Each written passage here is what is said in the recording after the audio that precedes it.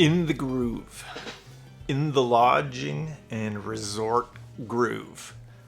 If you've spent any time as an employee or worked at a fishing lodge, you know exactly what I'm talking about. Once we hit about that 60-day straight mark, you're just in the groove. You're used to waking up in the morning and getting out there and getting her done. And that's where I'm at. I'm thankful that I have a fishing lodge background. Taking on this venture, I knew that this was going to be every day for the entire season, to get a real good handle of things and with the repairs and things that we had to do. So I'm glad that I have that background, but we're definitely what you'd call in the groove. I'm going to be running the resort alone from now pretty much to the end of the season. Jen, who is here, has taken off and gone up to Good Hope Cannery for an exceptional job opportunity there.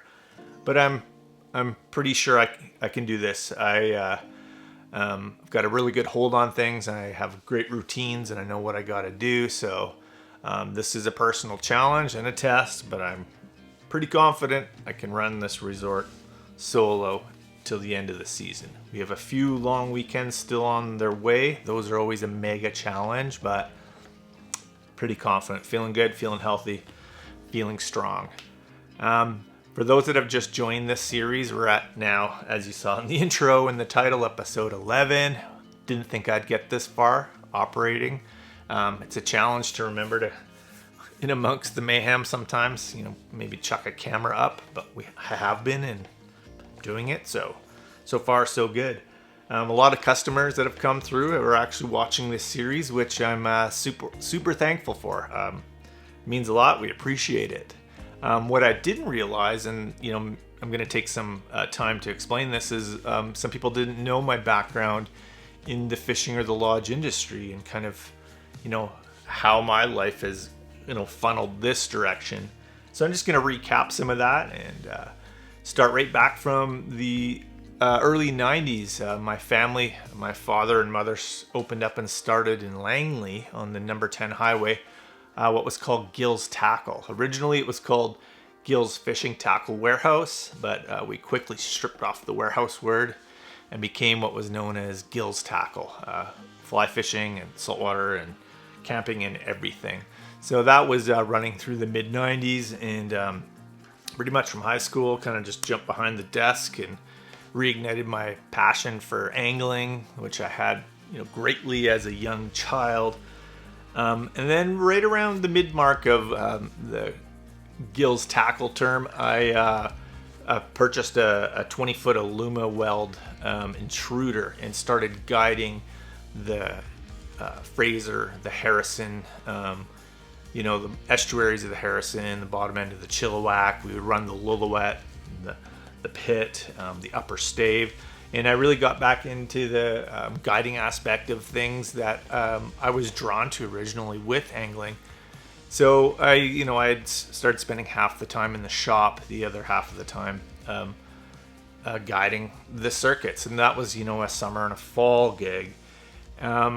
Some friends of mine were working, and I kind of got the invite and decided I wanted to try it out. And we're working up at what was called Redfern River Lodge. And that was my first lodge experience, first lodge season. At that time, that was operated by West Coast Resorts, and it was on Utsick Lake in the Tweedsmuir Park. And we spent a crazy summer hiking, jumping in float planes every second day, out in the big lake, downrigger fishing for large rainbows, fly fishing estuaries, hiking. Awesome experience, crazy place, great group of friends, but it's eventually sold a few times, and I believe privatized, and it just wasn't a winning venture. But it was my first season and my first kind of introduction into that completely living remote. I mean, we portaged our supplies in there, and everything came in squeezed in the back of a beaver float plane, so pretty wild ride. West Coast, at the end of that season, I had knew some of the individuals, upper management, and Mike Coyne specifically said, "Hey man, we need to get you out in the saltwater." And West Coast owned and operated 3 great big saltwater lodges, and the Redfern was just their kind of little freshwater sidekick. And Mike suggested Whale Channel, and my dad took us out in the saltwater all through being a kid. We always had our taste with some saltwater fishing. So I thought, you know what, this will be an exceptional challenge. I'm a fly fishing guy at heart, but it's time to try the salt lodging. I knew that the money and the gratuities were exceptional. I knew that these were challenging seasons. Living and working on the ocean every day can wreak havoc on your hands and your skin, and I was ready, so I jumped on and joined the team at the Whale Bank. And the Whale Bank was a unique floating lodge that operated in Barnard Harbor at Whale Channel, in the Great Bear Forest stretch, the incredible cool part of the Central Coast. And then we would actually pull up that whole lodge out of anchor and tow the fleet down and fish the last month and a half or 2 months at Millbank Sound. 2 completely different Central Coast fisheries, but learned a lot. And I worked my way up. By I think the 3rd or 4th season, I was promoted to the head guide position. And then I got the word that West Coast was grooming me to start taking over lodge management positions and sales. I luckily encountered right around season 8, I believe, an opportunity with one of the guests that had just recently purchased Silver King Lodge, which is a very famous, world-renowned tarpon lodge on the east coast of Costa Rica in the Barra del Colorado River. Basically, on the other side of the river, just a few short minutes to the jungle, you're in Nicaragua, and on this side, the lodge was on Costa Rican land. And I had spent 6 months there working for Larry and kind of helping him set up some of the policies and procedures and kind of get things going like we were doing at West Coast. But what ended up happening there was I was working 5 months up north, 6 or 7 months in Costa at Silver King, straight back up for 5 more months on the coast up here, and it ended up becoming a year and a half of straight fishing lodges, and it was pretty intense. So I hung up the rain pants at that point and took over lodge management at Hippa Island for West Coast Resorts, which was their flagship lodge located on the northwest corner of the Haida Gwaii. Exceptional location, 5-star facility, 35 staff, 50 guests. Crazy busy, wild ride, and had a great time up there. When that season was over, the company had gone through some complications, and I ended up starting to look for another place.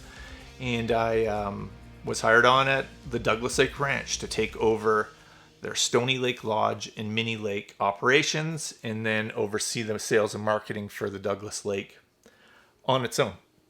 I was super excited because I grew up knowing of the Douglas Lake Ranch, was a huge Stillwater guy, loved fly fishing, loved the lakes, but always drove past the ranch. So I jumped on the opportunity. I was handed the keys and started managing Stony Lake Lodge. And a few years into that, the Douglas Lake bought the Quilchena, which was another entity down on the 5A. Another cattle company that integrated into the company when they purchased it. But with that came the Quilchena Hotel, Quilchena Golf Course and RV, and some other operations. So I was moved into the recreation manager position for the Douglas Lake Ranch. And that's a big, big property. That meant taking over and overseeing the operations for Stony, Mini, Crater, Aline, Wasley Melon, Sabin, Pikes, Harry's, Salmon Lake Resort, Quilchena on the Lake, Q Point, hotel, retail stores. And that was a decade. I ran the recreation sector for the ranch through the trials and tribulations of the ranch being in court with our recreation properties at Stony and Mini.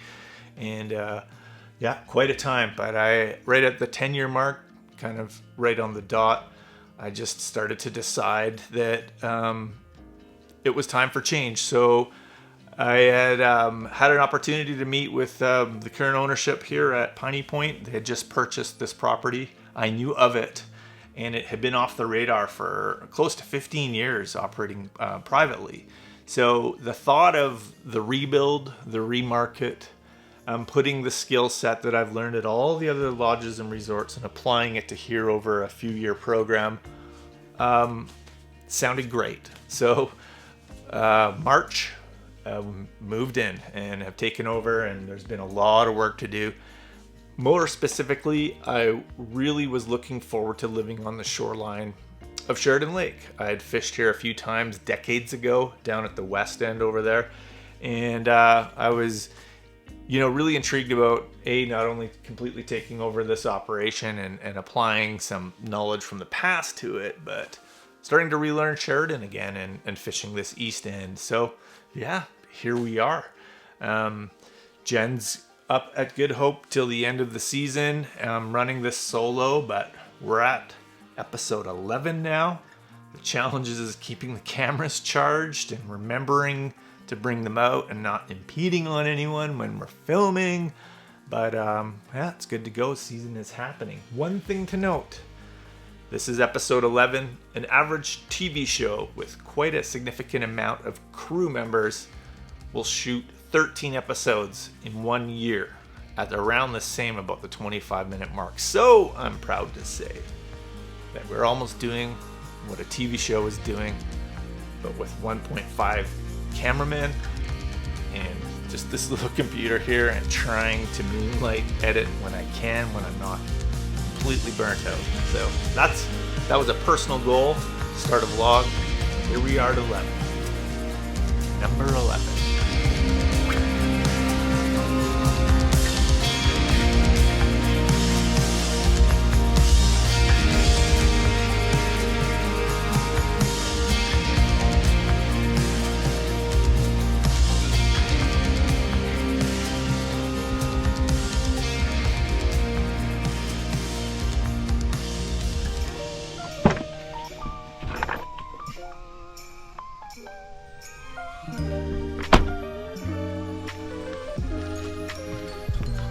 All right, here's the golden question.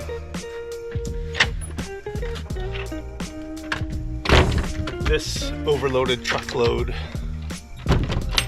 of empties, how much is it worth? And is it worth more than what my YouTube channel has generated since we started this series? Golden question. Am I doing more in empties, or am I doing more in views up here?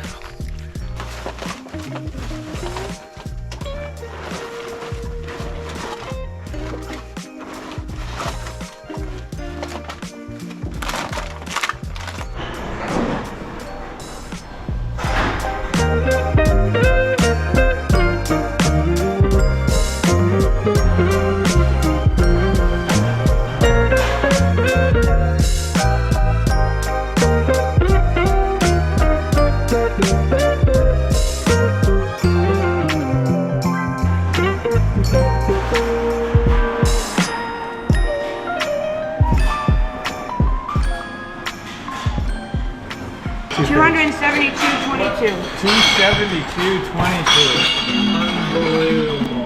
Okay, I'll just go get my check. Thank you. I think that's more than the YouTube revenue from the series. Okay, back at camp. YouTube estimated revenue over the last 4 months is $220.12. So there's more money in the empties here than there is in filming these vlogs. But the page is growing. Thanks for that. Well, Payne. Well, Brent. How long were you here for? I got here on June 13th, and what's today, the 7th? Is that right? So departing on July 7th. Would love to stay longer, but if I think I stayed longer, I wouldn't be in a relationship anymore. So rumor on the lake is you've been coming up here since you were a kid.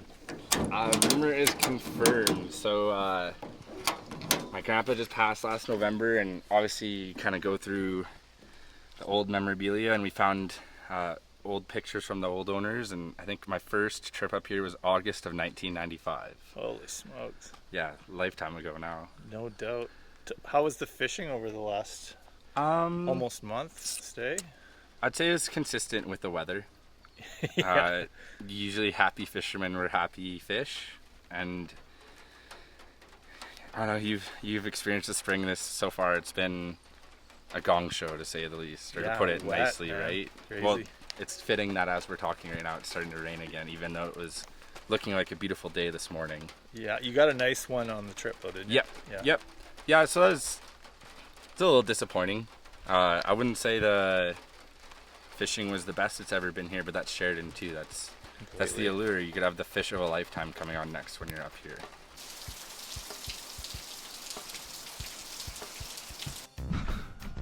Well, when you act like a jackass and you thought you might have enough gas, but you didn't, thank God there's Bane coming to the rescue. I was limping back on an electric motor, but it's gonna take all night. I don't want to grab those cans. Mini stair. You guys saved the night. That would have taken an hour and a half. Still have another hour and a half. Yeah. Hey, Sweet. I dropped a prop, a bay before the pinch. Me and my daughter that was here had to paddle all the way back. Yeah, you're And the telling wind me. was blowing westward. It took about 3.5 effing hours. Well, the last batteries, my starter batteries, I didn't Yeah. want to nuke it. I'm like, they're coming. Drop the pick. Thanks, dude. You saved the night. Good luck. Would have been a long troll back. Well, been there. And you got an excuse to get back on the water. You're like, oh, we got to go. Yeah. Oh, we were coming anyway. It's beauty. Sweet. Good luck, Brad. That's the beauty of Instagram. Direct message to Bane. Like, dude, grab a couple jerry cans or I'm gonna be putting in. Came to save the day. Stillwater's community rule.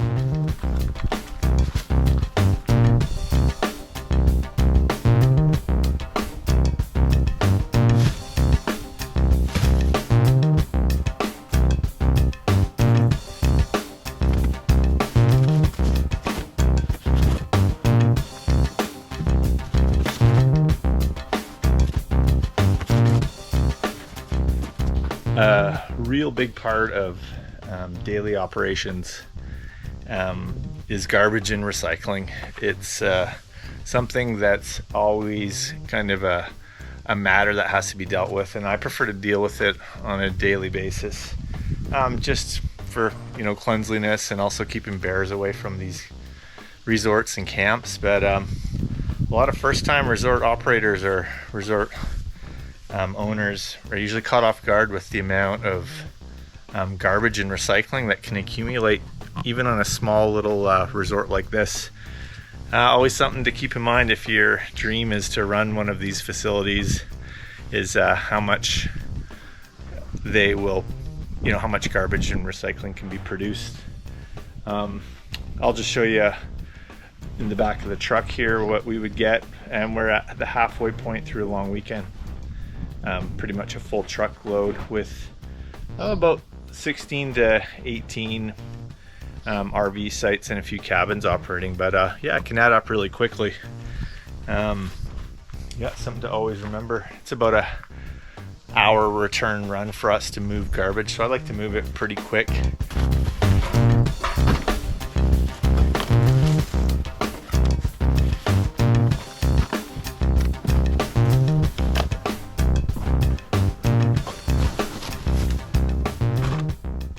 Something also to note or mention, you could do resorts and lodges and even hotels a huge favor. Huge. If you're buying floaties or a new Coleman stove or tents or chair packaging or anything like that, leave that packaging with Canadian Tire or Walmart or whoever. Undo it in the parking lot, give them back that packaging. We are a small little resort, and you know, that extra boxes and styrofoam and plastic wrap and all that can overload us. But hey, they got huge bins. They got service in the city. So if you can remember that or pass that message along, all the small resorts and lodges and B&Bs and motels would thank you kindly. Yeah, give it back to the big guys. Hey, here's your box, here's your package, here's your...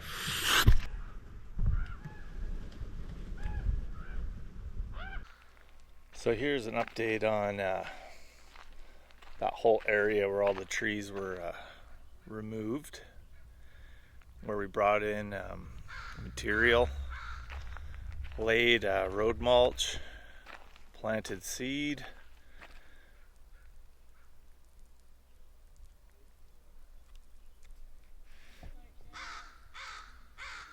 These are ready to go. Rehabilitated sites designed for longer RVs. Can fit units now with these long stretches over 40 feet. It was a lot of work for sure, and grass is growing.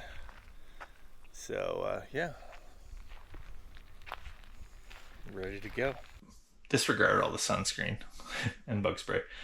It was an old fish cleaning shack from the early days, which is super cool, but drainage, you know, I believe it was built back in the late 60s, and there's an old rock pile underneath where the drainage went, and it just wasn't draining anymore. So, you know, got pretty gross when things got warm, you know, trying to empty the sink lines into a bucket and dispose of it that way. So we closed it.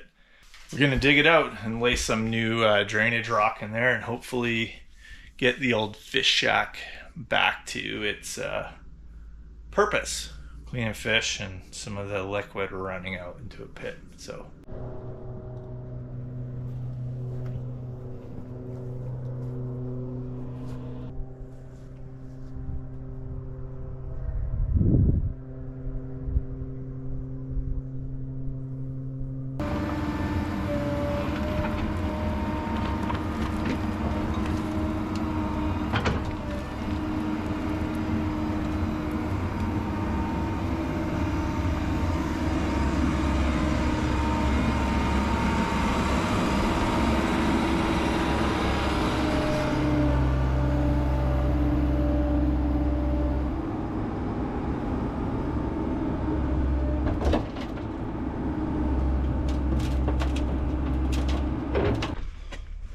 well, that should do. It's a good 7-8 feet down. Now just to get some drainage rock and mat in there and slaughter away. Some homemade drainage pipe fit in that fish shack.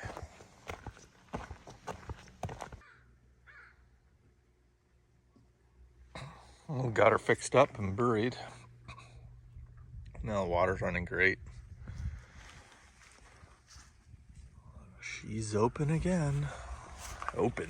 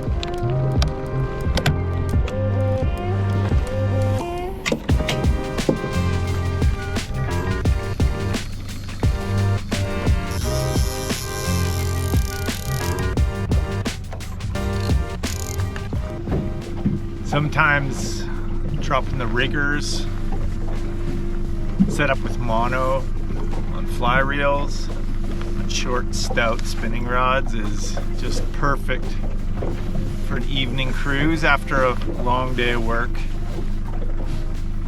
It's not bad. It kind of takes me back to the saltwater days. Don't get me wrong. I love stripping big fly patterns up the dark, deep shoals. But I also love sending down wiggly doos off the riggers and just chilling out with Minnie on a nice evening like this. Pretty hard to beat it all. Just some of it. That's that hum. Saltwater boys and girls know that hum. Oh, yes. This is awesome.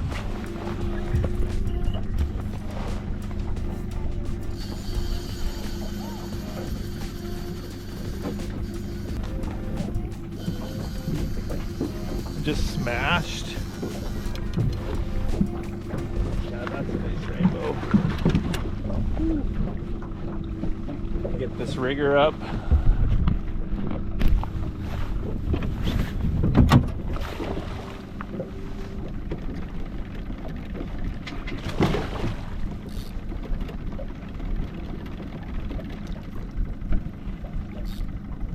Oh, came off. Well, thanks again for watching. It means a lot, especially if you can make it through the whole episode. That means even more. As you can see, the empties and the recycling and plastic that comes out of the resort on a weekly basis trumps, I hate that word, surpasses the YouTube revenue. And I'm going to try and change that. But you can help us too by subscribing and sharing on your social media platforms these video links. It means a lot. It keeps me going, keeps the cameras rolling, keeps the creative process happening, and keeps me up at night editing these videos in between a full-time job, working every day. Thanks again for watching. That was number 11. We will see you in number 12.